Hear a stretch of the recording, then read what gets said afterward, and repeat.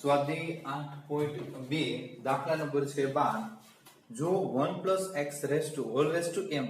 ના વિસ્તરણમાં x² નો સહગુણક 6 જ હોય તો m નું ધન મૂલ્ય શોધો. m નું ધન મૂલ્ય શોધો. તો અહીંયા આપણે જોઈએ કે તમને રકમમાં દીધું છે કે 1 + x m ના વિસ્તરણમાં x² નો સહગુણક 6 હોય તો 1 + x m નો વ્યાપક પદ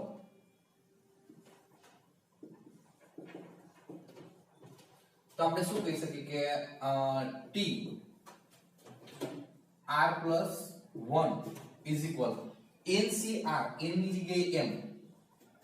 cr. બરાબર તો અહીંયા 1 છે આગળ a = 1 b = x છે તો 1 ની ઉપર ગમે એટલી ઘાત જવાબ 1 જ આવશે ગુણાકાર તરીકે નીકળી જશે તો અહીંયા x r બરોબર છે. y x છે તો y r તો x r થઈ જશે. હવે x² ના સહગુણક માટે આપણે પોઈન્ટ x² ના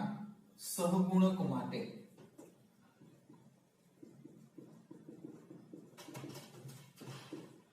r = 2 લેતા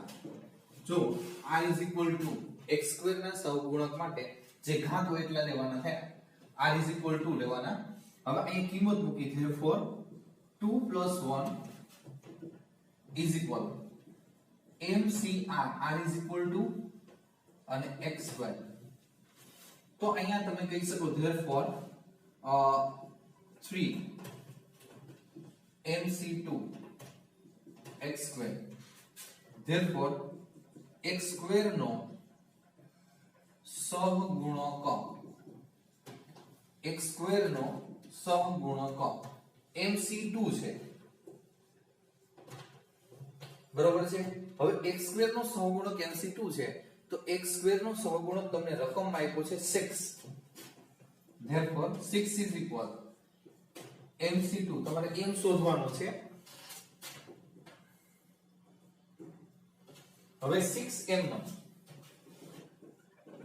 હવે mc2 બે એકમ પાછળ શું છે એટલે m -1/2 * 1 આ બે એકા બે 2 6 12 therefore 12 m વડે ગુણો m² - m 12 સામેની બાજુ જવા દો m² - m -12 = 0 4 તેરી 12 4 3 12 -4 + 3 બરોબર છે -1 વધશે therefore m - 4 બીજા બ્રેકેટમાં આવશે m + 3 = 0 therefore m - 4 = 0 m + 3 = 0 therefore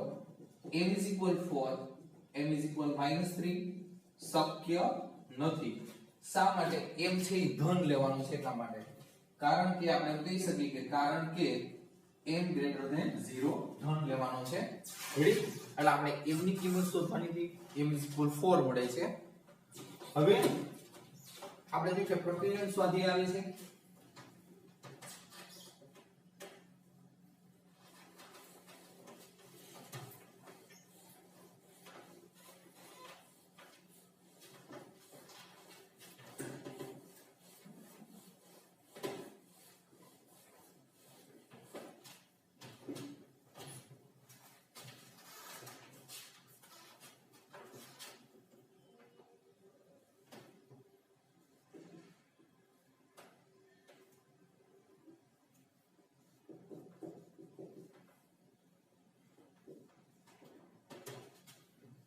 દાખલા નંબર છે 1.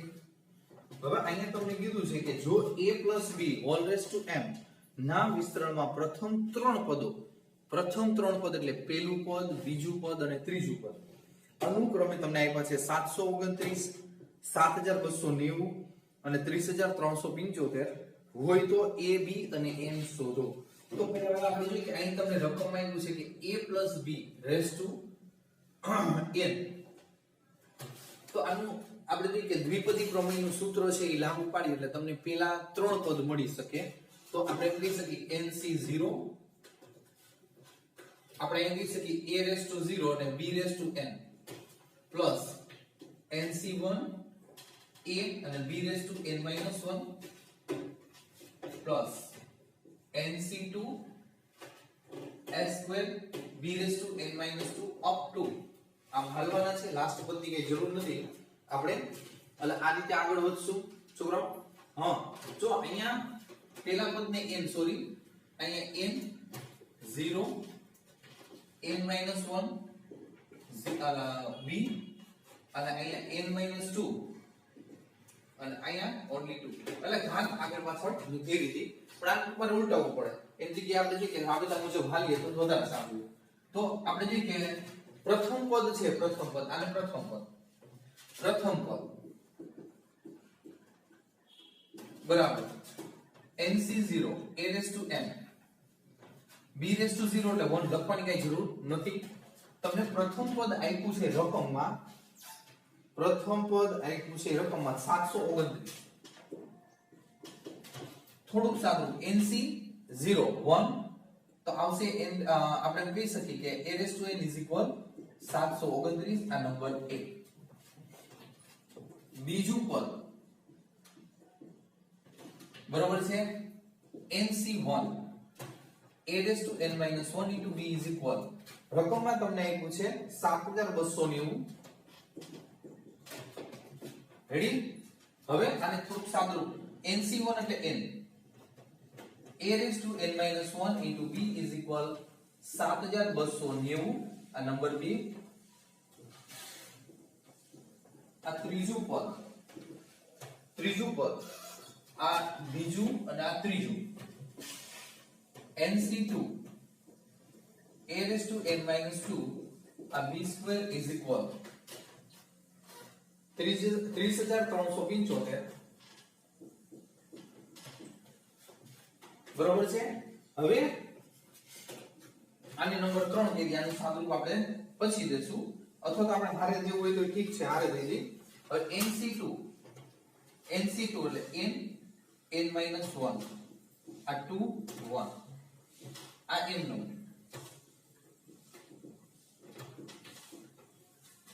બરોબર 30375 નંબર આ 30375 હવે તો અહીંયા છે ને 2 into 1 એટલે 2 લખો તો ચાલે 1 લખવાની કે જરૂર નથી 2 ગુણ્યા એટલે 2 થવાના છે હવે પેલાને ખાસ યાદ રાખજો છોકરાઓ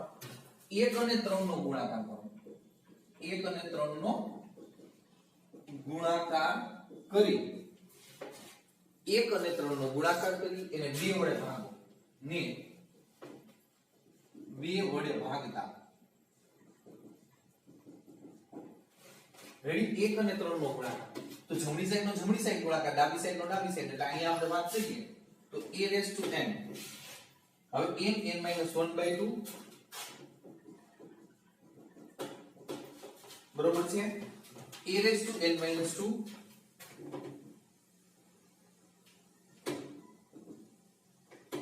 into b square by આ 2 ફરીથી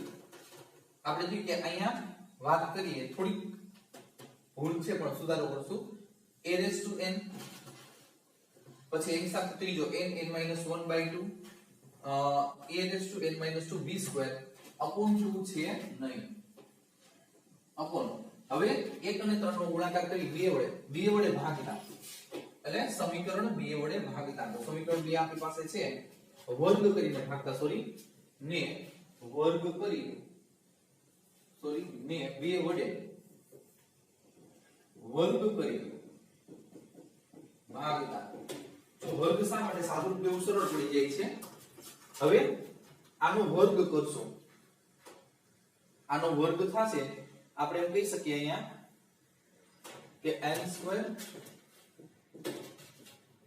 આનો વર્ગ કરશો એટલે અહીંયા આવશે a n minus 1 raised to 2 આનો વર્ગ કરશો એટલે b સ્ક્વેર અને અહીંયા આપણે જોઈએ કે સામેની બાજુ 1 અને 3 નો ગુણાકાર એટલે 729 ગુણ્યા 30375 છેદમાં આપણે જોઈએ કે 2 નો વર્ગ 7000 290 ગુણ્યા 7290 બરોબર ખાસ ધ્યાન રાખવાનું આપણે જો કે થોડું સાદું વધારે દઈ દીધું અહીં જો આધાર સરખો છે ઘાતનો સરવાળો કરીએ આપણે તો આપણે કહી શકીએ કે therefore a raised to 2n minus 2 કારણ કે n plus n એટલે 2n અને minus 2 છે પછી એની સાથે હું આ b સ્ક્વેર લઈ લઉં છું અત્યારે અને આપણે જોઈએ કે બ્રેકેટ ની n બ્રેકેટમાં n minus 1 upon 2 છેદમાં n સ્ક્વેર અને b વડે ગુણશો અહીંયા તો a raised to 2n minus 2 બે વડે ગુણ્યા ઘાતને અને આ b સ્ક્વેર ઇક્વલ હવે અહીંયા જો ઉડાડશો એટલે 10 વધશે છેદમાં તો અહીંયા 30375 છેદમાં 10 ગુણ્યા 7290 રેડી હવે અહીંયા જો ઉડે આ b સ્ક્વેર કટ આ ભાગ છે એ ઘાત વાળો કટ થશે અને અહીંયા જોઈ એક n ઉડશે તો વધશે કેટલું n -1 upon n હવે અહીંયા 5 એ છેદ ઉડાડશો છેદમાં આપણે જોઈએ કે આ b છે આ b એ નીચે લખવાના એટલે 2n ભૂલાય છે હવે અહીંયા આપણે જોઈએ કે 5 એ છેદ ઉડાડશો 5 તો 5 2 10 અને અહીંયા આપણે જોઈએ કે 5 એ છેદ ઉડશે 5 એ આપણે જોઈએ કે કેલ્ક્યુલેટરની મદદથી છેદ ઉડાડવાના થશે ઉપર આવશે 12 15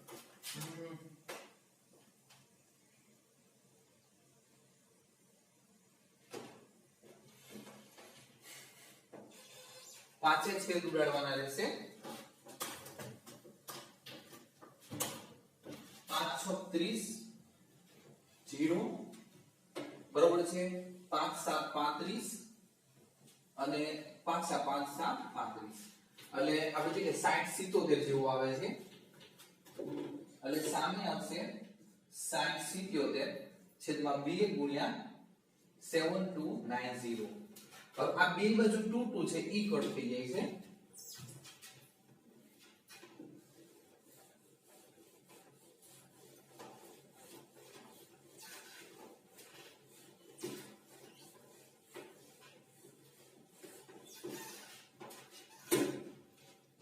therefore n upon n minus 1 is equal 60 77 છેદમાં 7290 બરોબર હવે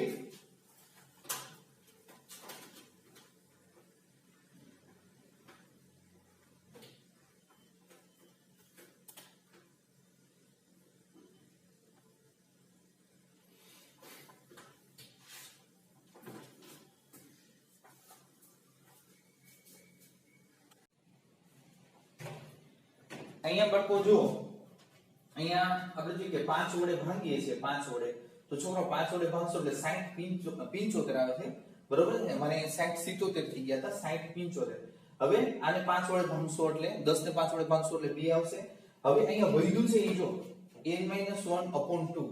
તો n - 1 upon 2 અહીંયા એક વખત n ઉડી ગયો એક વખત n વધે છે એ લખ્યો છે અહીંયા જે વધ્યું એ જો 60 75 અને છેદમાં 2 ગુણ્યા 7290 રેડી તો અહીંયા જો બે સાઈડ બબે છે એ ઉડાડી દેવાના વધે છે શું વધે છે આપણે જોઈએ કે n - 1 upon n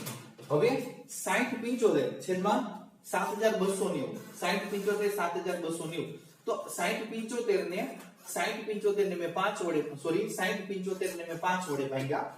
5 વડે ભાગું છું એટલે 12 15 મળે ઉપર મૂકું પછી એ જ રીતે 72 90 ને તમે 5 વડે ભાગશો એટલે 14 58 મળશે તો અહીંયા આપણે જોઈએ કે 12 15 છેદમાં 14 58 તો n - 1 upon n cross multiplication કરશો ક્રોસ તો અહીંયા આપણે જોઈએ કે 14 58 n - 14 58 બરાબર 12 15 n 14 58 સામેની બાજુ 12 15 આ બાજુ તો 14 58 n minus 12 15 n is equal 14 58 હવે આ બેનો ગુણાકાર બાદબાકી કરશો તો આપણે જોઈએ કે 8 માંથી 5 બાદ એટલે 3 આ n એમનો 5 માંથી 1 એટલે 4 4 માંથી 2 એટલે 2 અને સામે 14 58 તો તો અહીંયા આપણે જોઈએ કે therefore n is equal 1458 ભાગ્યા 243 એનો ભાગાકાર આવશે 243 એનો ભાગાકાર હજુ કે n બરાબર 6 આવશે. કેટલા આવશે? 6. હવે અહીંયા સુધી વ્યવસ્થિત તમે જોઈ લેજો કારણ કે દાખલો હજી મોટો છે, કાળજી રાખવાની. રેડી? ખાલી સાદુરૂપ જ આમાં જોઈ કે મેન છે. આ વસ્તુ અહીં ખાસ ધ્યાન રાખવાની છોકરો. જો જે ત્રણ સમીકરણો મળ્યા છે, ત્રણ સમીકરણમાં પહેલા ને ત્રીજાનો ગુણાકાર કરવાનો અને જે બીજું સમીકરણ છે બરોબર છે એનો વર્ગ કરીને ભાંગવાનું છે. વર્ગ કરીને ભાંગવાનું છે તો જ સાદુરૂપ આવશે. બરોબર છે ને? કે દાખલો અઘરો પડી જાય અને જવાબ પણ નથી આવતો. રેડી? એટલે આ દાખલો તમારે યાદ રાખવાનો છે ખાસ ભૂલ્યા વગર.